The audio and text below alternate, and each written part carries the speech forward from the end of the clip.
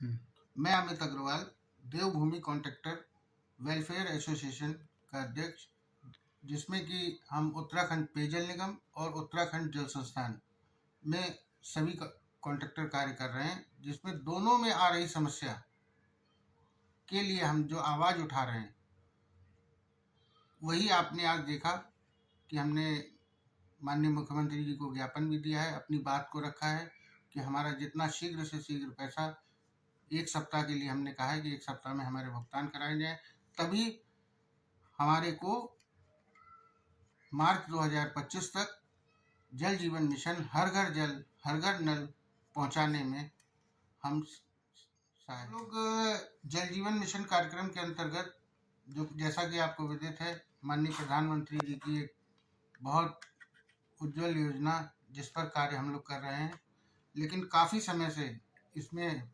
पैसा ना आने के कारण और अधिकारियों द्वारा बार बार यही अवगत कराया जा रहा है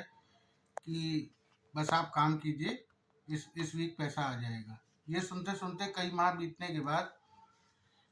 हम लोगों को, जब सभी ठेकेदार लेबर का, मशीनरी का, किसी का भुगतान न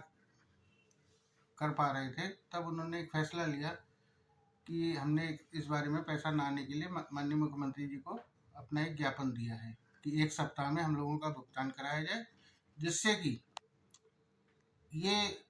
इतनी उज्जवल योजना मार्च 2025 में जो पूर्ण की जानी है, वो समय से पूर्ण की जा सके। यहाँ ये भी बताऊंगा कि पैसा ना आने के कारण हमारे लगभग 85 से 90% काम कंप्लीट हो चुके हैं। केवल टेस्टिंग और रोड री स्टेटमेंट के काम बकाया हैं, जिससे कि क्षेत्रीय जनता में सरकार के खिलाफ, ठेकेदार के खिलाफ बहुत रोष है कि हमारी सड़कें खोद के डाल दी हैं, बनाई नहीं जा पा रही हैं। तो इसलिए मेरा और उसका सारा जो भी जनता का रोष है, वो ठेकेदारों को ही झेलना पड़ता है। तो क्या आपको लगता है कि मतलब आप तो काम सरकार द्वारा दिया जाता है वो काम करते हो, पेमेंट ना आने की वजह से इतनी परेशानियां हैं, आप बीच में पीछे जा रहे हो, क्या ऐसा है? सर, बिल्कुल इसमें भुगतान न आने के कारण अब तक जो ठेकेदार जिन पे जितना भी जो था अपनी संपत्ति, वो लगा के आज 6 महीने 8 महीने हो गए,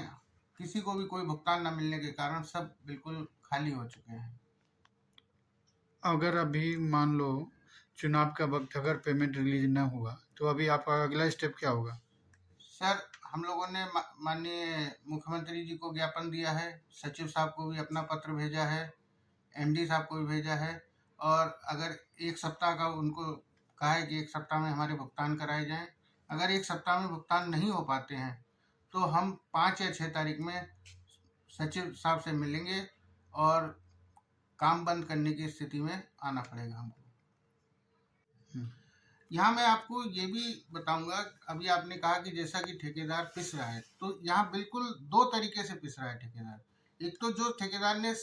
कार्यस्थल पर, धरातल पर काम कर दिए हैं, उसके अधिकारियों ने अभी तक कोई मेजरमेंट नहीं किए हैं, एक्स्ट्रा आइटम वेरिएशन नहीं बनाए गए, न बना के ऊपर भेजे गए। तो ऐसे में कॉन्ट्रैक्टर ये भी नहीं कह पा रहा कि मेरा इतना पैसा बकाया है। तो मेरा सभी अधिकारियों से, सरकार से निवेदन है कि हमारे जो भी एक्स्ट्रा आइटम वेरिएशन अप्रूव्ड होने हैं, वो अप्रूव हों, और अधिकारियों द्वारा हमारे जो भी मेजरमेंट हैं, जो धरातल पे काम हो चुका है, उसकी मापें की जाएं। मापें हो जाएंगी तो मान लीजिए पैसा आता है, तो पैसा आने के बाद अभी तक जब मापें नहीं हुई है तो भुगतान कैसे होंगे? तो भुगतान के लिए मापें होना अति आवश्यक है, और अधिकारियों का कहना पैसा नहीं है इसलिए कर लेंगे मापें। इसको सुनते सुनते काफ़ी समय बीत चुका है। आज ये नहीं पता कि हमको कितना पैसा लेना है सरकार से।